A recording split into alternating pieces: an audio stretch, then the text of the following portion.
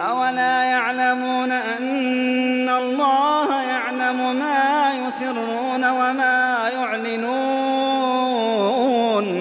أولا يعلمون أن الله يعلم ما يسرون وما يعلنون ومنهم أميون لا يعلمون الكتاب إلا أماني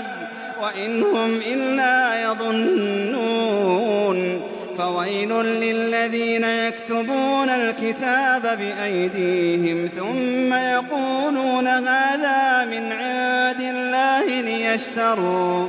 ليشتروا به ثمنا قليلا فويل لهم مما كتبت أيديهم